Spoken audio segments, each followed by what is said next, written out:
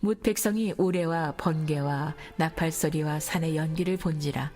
그들이 볼 때 떨며 멀리 서서 모세에게 이르되 당신이 우리에게 말씀하소서 우리가 들으리이다.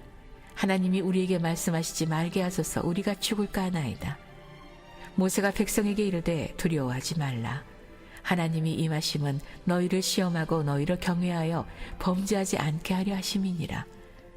백성은 멀리 서 있고 모세는 하나님이 계신 흑암으로 가까이 가니라.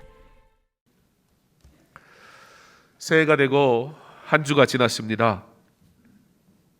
7일의 시간이 지났는데요. 시간적으로 보면 딱 이 정도면 애굽에서 출발해서 가나안 땅으로 들어가기에 충분한 시간입니다. 그러니까 일주일이라는 시간은 이스라엘 백성에게 하나님이 약속하신 약속의 땅으로 들어가기에 충분한 시간이었다라는 겁니다. 사랑하는 성도 여러분, 믿음의 사람들의 시간은 하나님의 역사하심을 나타내는 시간인 것을 믿으시기 바랍니다. 많은 시간이 필요한 것이 아니라 허락하신 시간을 주를 위해 사는 것이 그러므로 중요합니다. 그런데 때로는 하나님께서 더디 일하시기도 하십니다. 그때에는 하나님께서 우리에게 믿음 주시려고 그 시간들을 통해 그럼에도 불구하고 역사하시는 하나님을 온전히 신뢰하는 마음을 가지고 끝까지 주님 붙드는 은혜의 삶으로 살게 하시려고 주시는 시간인 것을 우리 반드시 기억할 수 있기를 바랍니다. 가나안 땅까지 가기 위해 필요한 시간은 7일이면 충분했습니다. 그러나 3개월이 지난 시점에 여전히 이스라엘 백성은 가나안 땅에 들어가지 않은 상태였습니다. 이스라엘 백성이 지금 시내산에 머물게 되었습니다. 출애굽기 20장에 보면 하나님이 이 모든 말씀으로 말씀하여 이루시되라는 말씀으로 시작하는 것을 보게 됩니다. 지금 하나님께서 가나안 땅에 빨리 들어가는 것보다 더 중요한 일이 있다는 말씀입니다. 지금 가나안 땅, 그 약속의 땅, 하나님께서 주시겠다고 허락하신 그 땅에서 누리는 것도 중요하지만 그 땅이 반드시 우리에게 주어질 것이라는 사실도 중요합니다. 그 땅을 우리가 차지하는 것도 중요하지만 그 땅을 차지하기 위해 먼저 우리에게 요구되어지는 것을 믿음이라고 말씀하고 계신 것입니다. 시내산은 이스라엘 역사에서 가장 신성한 장소입니다. 이 산은 모세가 불붙은 떨기나무에서 하나님을 만났던 곳이고 이 산은 하나님이 이스라엘 백성과 언약을 맺으신 곳이며 이 산은 엘리야가 하나님의 세미한 음성을 들은 곳이기도 합니다.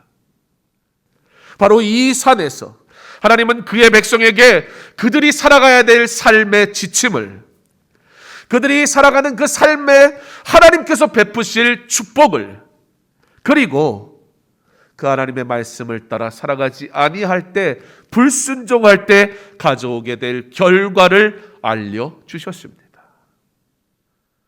하나님의 말씀이 있는 곳, 바로 그것에 우리가 있어야 함을 기억하시기 바랍니다.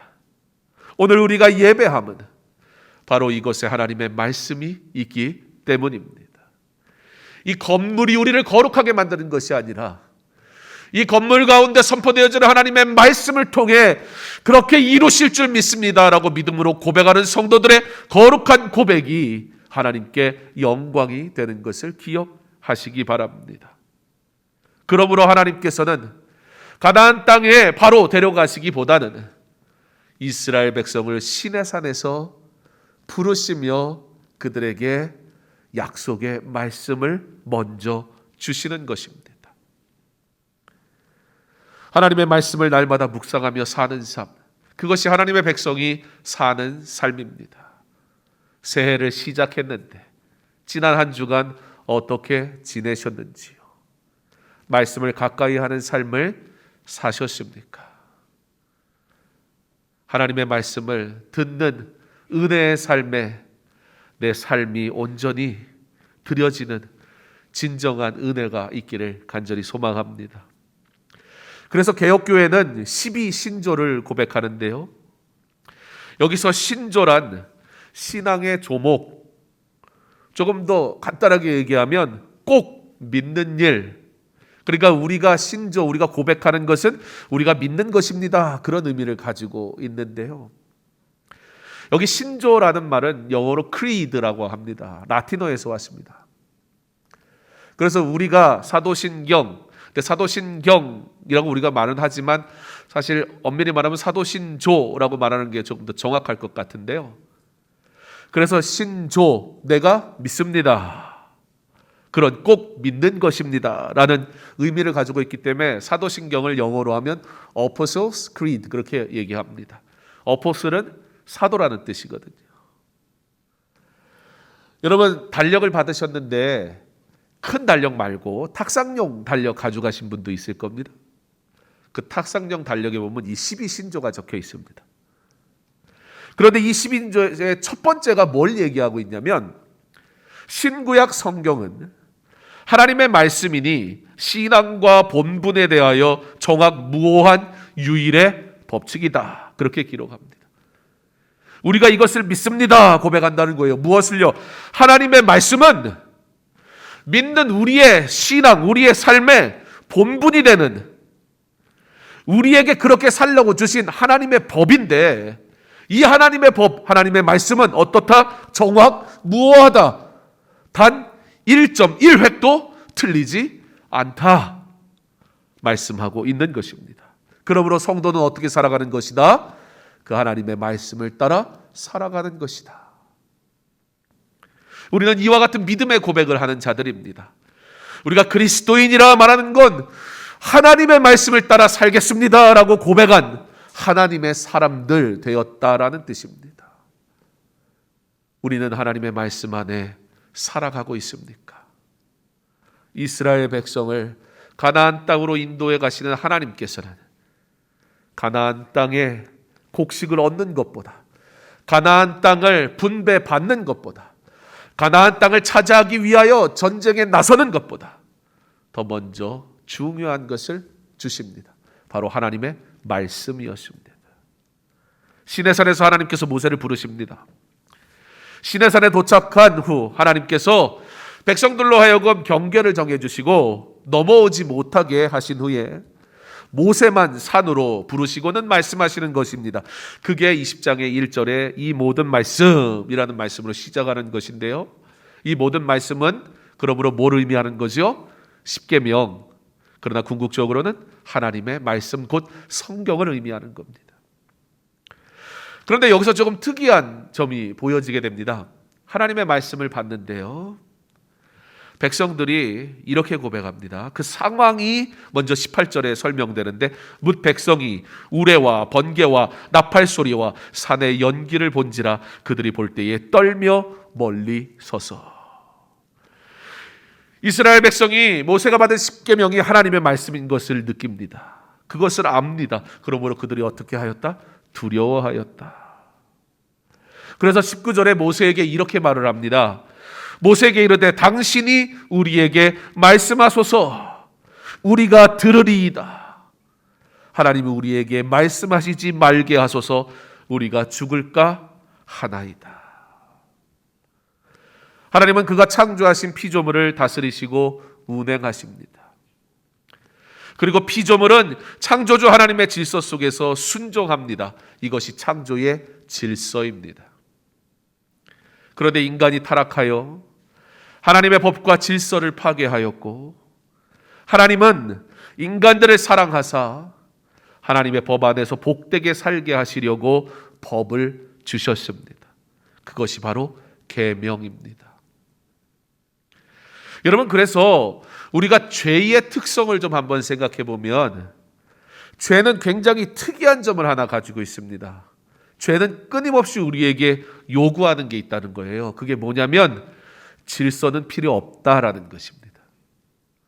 에덴 동산에서의 죄, 하나님의 질서를 파괴하는 것이었습니다. 금요일 우리 말씀을 나눈 것처럼 우리가 사는 이 시대는 문화와 미디어를 통해 아주 교묘하게 신의 존재를 부정하고 나아가 신에 대한 개념 자체를 비판해서 신에 대한 언급이 이제는 이 시대에 이루어지지 않도록 미디어를 통해 만들어 놓았습니다.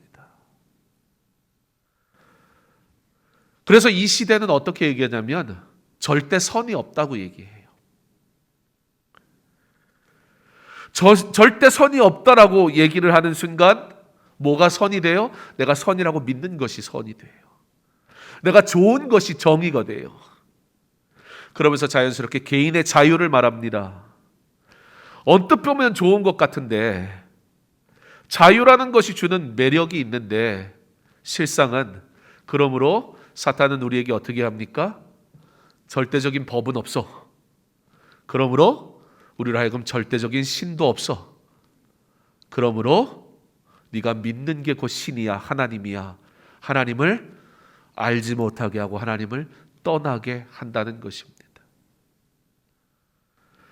그런데 성경은 우리에게 질서에 대해서 말씀하십니다. 그리고 하나님께서 질서를 주시는 이유가 있는데 하나님의 질서는 무엇을 위한 것이다? 우리의 행복을 위해 주시는 것이다 라고 말씀하고 있습니다. 신명기 10장 13절에 보면 내가 오늘 내 행복을 위하여 내게 명하는 여호와의 명령과 규례를 지킬 것이 아니냐라고 말씀하십니다. 이사야 48장 17절에 보면 나는 내게 유익하도록 가르치고 너를 마땅히 행할 길로 인도하는 내 하나님 여호와라. 히브리서 12장 10절에 오직 하나님은 우리의 유익을 위하여 그의 거룩하심에 참여하게 하시느니라.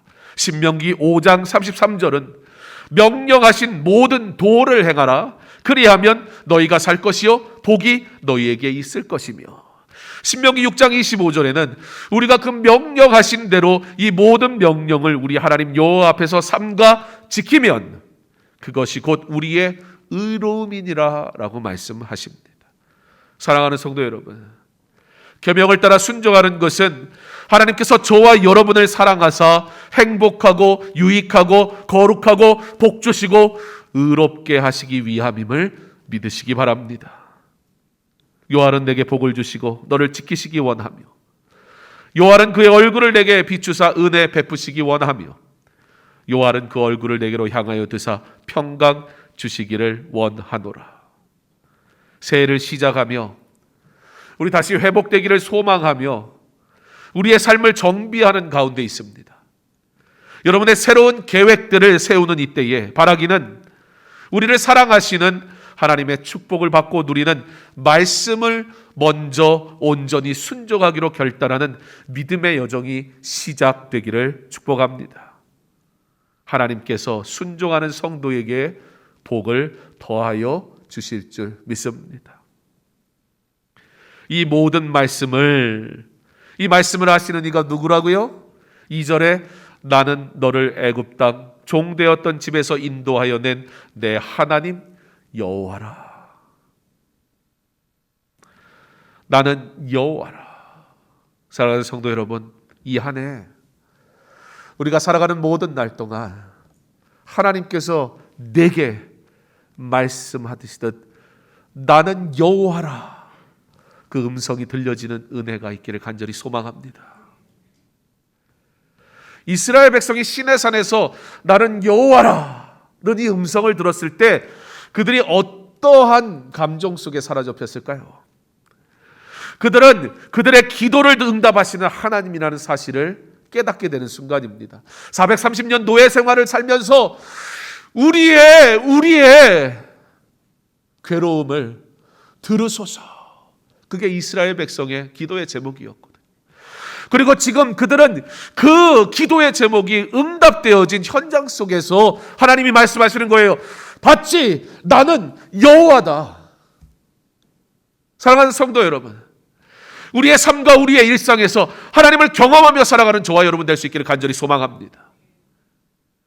그저 어떠한 종교 행사가 아니라 살아계신 그 하나님께서, 천지를 만드신 그 하나님께서, 나의 생명의 주관자 되시는 하나님께서 친히 내게 나는 여호와라 말씀하시는 그 음성이 들려지는 저와 여러분의 삶이 되기를 간절히 소망합니다. 그에게 들려지는 그 하나님의 말씀, 그 앞에 이스라엘 백성들이 두려워해요. 왜냐하면 하나님의 말씀은 반드시 응답되거든요. 그리고 시내산에서 주신 하나님의 말씀은 하나님께서 그들과 함께 하시겠다는 말씀이지만 동시에 불순종하는 자가 당하게 될 그 결과에 대해서도 말씀하신단 말이에요. 사실 이 십계명을 주시면서 하나님께서 너 지켜 이렇게 하셔도 되거든요. 그런데 모세를 통해서 어떻게 하세요? 3일 시간 주세요. 3일. 생각해 보라고. 생각해 보라고. 이스라엘 백성들이 모세에게 이렇게 고백합니다. 우리가 하나님의 말씀을 지키겠습니다. 생각할수록 그들에게 이루어진 수많은 일들을 생각할수록 이것은 하나님의 은혜가 아닌 것은 하나도 없단 말입니다. 그리고 우리가 하나님의 말씀을 제가 몇 구절 읽어드렸지만 그 모든 구절마다 무엇을 얘기하고 있습니까? 하나님이 법을 지키라는 말씀이 나오지만 사실 하나님께서 그 도를 따라 살아가라, 하나님의 법을 지켜라, 끊임없이 말씀하시는 그 하나님의 그 말씀을 지켜야 되는 이유가 그 안에 설명되어 있잖아요. 뭘 위해서? 너의 행복을 위해서. 하나님께서는 저와 여러분이 행복한 하나님의 사람 되기를 원하십니다. 어떻게 해요? 그의 말씀을 지킴을 통해서. 하나님께서는 이스라엘 백성이 가나안 땅에 들어가는 것 중요하지만 하나님께서는 이스라엘 백성을 그 가나안 땅에 보내셔서 그 주변에 있는 이방 나라로 하여금 하나님이 누구이신가 보이고 싶으셨어요. 하나님께서 이스라엘 백성을 택하신 것은 이스라엘만 잘났다 그게 아니고 이스라엘을 통해 이방 민족들에게 하나님이 누구이신가 보여주고 싶으셨다고요. 하나님께서 저와 여러분을 예수 믿는 하나님의 사람으로 부르신 것은, 하나님께서 언약 속에, 그 언약의 감격 속에 우리를 묶으신 것은, 하나님께서 우리에게 그와 같은 은혜의 부르심으로 부르신 것은 우리를 통해서, 우리가 그 말씀을 따라 삶을 통해서 세상 가운데 하나님의 영광을 드러내기 원하시기 때문입니다. 그러므로 이스라엘 백성에게 말씀하십니다. 나는 여호와라. 너희가 너의 기도를 듣는 나의 응답을 보지 않았느냐? 너희가 종되었던 삶에서 이제 자유함을 얻는 은혜를 누리지 않았느냐? 나는 여호와라. 너희가 지금까지 오는 모든 여정 속에 내가 함께 했다라는 사실을, 내가 인도하였다라는 사실을 알지 않았느냐? 너희는 미처 상상조차 할 수 없었던, 사방이 다 둘러싸여 죽음이 찾아올 것만 같은 그 순간에 홍해를 가르고 그 길을 건너게 하시고 너희의 대적들을 물리친 나 여호와를 너희가 보지 않았느냐? 사랑하는 성도 여러분, 우리가 하나님의 이름을 부를 때 그것은 위대하신 창조주 하나님이신 것을 우리는 반드시 믿음으로 고백할 수 있기를 간절히 소망합니다. 막연하게 하나님을 찾는 것이 아닙니다. 우리가 하나님을 향해 두 손 들고 외칠 때 그것은 하나님 내가 믿습니다. 하나님은 완전하시고 하나님은 온전하시며 하나님은 나를 사랑하시고 하나님은 나를 통해 영광 받으시기 원하시며 하나님은 어디에 가든지 나를 눈동자같이 보호하시고 하나님은 나를 반드시 지키시며 하나님께서는 나를 통해 역사하시는 하나님이신 것을 내가 믿습니다. 이스라엘 백성이 가나안 땅에 빨리 가는 것도 좋았지만 그러나 그들에게 더 중요한 것은 그 가나안 땅에서 어떻게 살 것이냐, 하나님 말씀 가지고 살아야 된다는 거예요. 결국 그들이 이 말씀을 불순종했을 때 북이스라엘이 아수르에 의해 멸망당하고 남유다가 바벨론에게 멸망당하게 되잖아요. 그리고 포로 생활 70년을 살게 되는데 그때에 하나님께서 포로된 그들 가운데 함께 하십니다. 예루살렘이라는 건물에 성전이 있는 것이 중요한 게 아니라, 물론 구약시대의 성전은 지금의 개념과는 다르습니다. 그럼에도 불구하고 그 성전 가운데 하나님께서 임하실 때 그것이 성전이 되는 것이지, 하나님이 계시지 않은 성전은 더 이상 성전이 아닙니다. 이스라엘 백성들이 그들의 삶의 여정에서 하나님을 경험했습니다. 그러므로 나는 여호와라 라는 하나님의 음성을 들을 때 두려웠던 거예요. 왜요? 사실은 한편으로는 감동적이었어요. 왜요? 내가 경험했거든요. 나의 모든 삶에서 역사하시는 하나님을 내가 경험했거든요. 그러나 동시에 두려운 거예요. 그 하나님은 아니 계신 것이 없고 그 하나님은 모르시는 것이 없으니까. 만약에 오늘 하루 제가 어떤 분에게, 우리 권사님 한 분에게, 권사님 오늘 하루만 제가 몰래 쫓아다니면서 계속 쳐다볼 겁니다. 말만 들어도 짜증나요. 그렇잖아요. 이 목사가 쳐다보고 있다 그러면 갑자기 내가 하고자 했던, 내가 자연스럽게 하던 일들조차 굉장히 부담스러워지거든요. 오늘 오후 예배 때 이 제사에 대해서 얘기하면서 속죄제에 대해서 얘기할 텐데, 부지 중에 지은 죄, 그게 속죄제다라는 말씀과 함께 말씀을 나눌 거예요. 우리는요, 끊임없이 죄를 지며 살아갑니다. 끊임없이 죄를, 내가 죄 짓는지도 모르고 죄 가운데 살아가는 존재란 말입니다. 하나님이 아셔요. 그래서 우리가 온전한 하나님의 사람으로 살게 하시려고 하나님께서 그의 법을 주시는 거예요. 그리고 이 말대로 순종하면, 그러면 어떻게 하시겠다? 내가 복 주겠다. 하나님의 말씀이 우리의 삶 가운데 이루어지는 이 한 해 되기를 간절히 소망합니다. 여러분, 이 한 해를 어떻게 시작하겠습니까? 이 한 해도 여러분 나름의 계획이 있고 여러분 나름 고민하는 것들이 있지 않습니까? 그런데 하나님께서는 그 가나안 땅, 약속의 땅으로 가는 그 여정 속에서 그들에게 먼저 요구하시는 것이 있었습니다. 그것이 뭐냐? 너 그곳에 가서 어떻게 살래? 내 말씀대로 살아라. 그게 하나님의 뜻이었습니다. 여러분, 이 한 해 여러분이 세우시는 그 모든 계획이 하나님 앞에서 반드시 점검되어지는 은혜가 있기를 바랍니다. 내가 가는 것이, 내가 선택하는 것이, 내가 멈추는 것이, 내가 소망하는 것이, 이것이 하나님의 거룩함을 나타내는 것입니까? 나의 수고와 열심이 진정 하나님의 거룩함을 나타내는 것입니까? 나의 예배가 진정 하나님의 거룩하심을 나타내는 경건한 예배로, 사모함으로 나아오고 있습니까? 이 한 해 순식간에 한 주가 지나가 버렸습니다. 우리는 아직 51주나 남았다고 얘기할지 모르겠습니다. 그런데 지난 한 주 지나가는 것 보니 이 한 해도 정말 빠르게 지나갈 것만 같습니다. 그러면 이 마지막 끝에 우리는 무엇을 고백해야 할까요? 말씀으로 정비되고 점검되고 시작한 자, 이 한 해의 마지막에 은혜를 고백하게 하실 줄 믿습니다. 왜냐하면 그건 약속이기 때문이에요.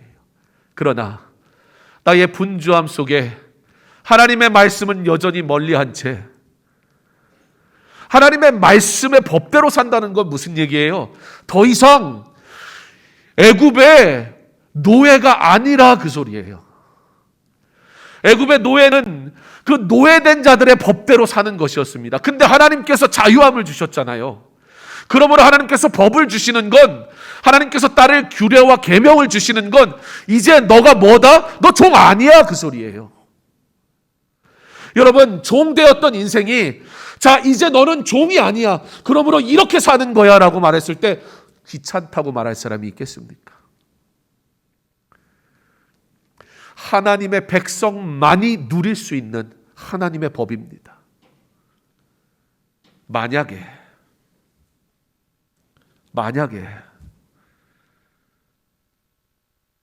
세상에 법이, 어떤 법이요? 나를 구별해주는, 나를 우월하게 만들어주는, 나를 특별하게 만들어주는 그런 법 있잖아요. 양반만 행할 수 있는 법, 쌍놈은 안 되는 법 있잖아요. 양반만 누릴 수 있는 법, 양반이 아니면 시도도 할 수 없는 것들 있잖아요. 세상에 얼마나 그 법을 한번 얻어보려고 그렇게 피 터지게 싸우며 살았습니까? 우리가 진정 하나님의 법을 받은 것이 하나님의 백성 되었다는 증거라고 믿는다면 우리가 이 법을 따라 살아가는데 주저하지 않을 것입니다. 무엇보다 그러나 이 법은 세상의 권력이나 다른 사람의 눈물을 통해 얻어내는 쟁취 그런 것이 아니라 세상의 법과는 완전히 다른 일방적으로 하나님이 주신 은혜를 따라 주신 사랑의 법. 내가 구원받을 자격이 없는데 구원받는 은혜에 참여하도록 부르신 법. 그 법이 내게 주어졌다라는 이 사실이 오늘 언약의 감격으로 하나님 앞에 두렵고 떨리는 마음으로 그 계명을 받은 이스라엘 백성과 같이 우리도 하나님 이 한 해 내가 진정 하나님의 법을 지키며 살겠습니다 결단하며 시작하는 은혜가 있기를 간절히 소망합니다. 그리고 여러분 기대하세요. 말씀에 순종하며 살았더니 하나님이 내게 어떤 은혜를 주시는지 기대하며 사십시오. 2023년도는 예수 믿는 것 때문에 행복한 저와 여러분 다 될 수 있기를 간절히 소망합니다. 그리고 그 열쇠는 한 가지입니다. 하나님의 말씀 앞에 종되었던 삶의 것들은 내려놓고 하나님의 백성된 자로서 누릴 하나님의 법을 지키며 살아가는 삶을 통해 하나님이 이루시는 놀라운 일들을 경험함으로 이 한 해가 하나님의 은혜로 충만하였다고 고백하는 믿음의 성도들의 믿음의 고백이 충만한 은혜의 한 해 되시기를 주님의 이름으로 축원합니다.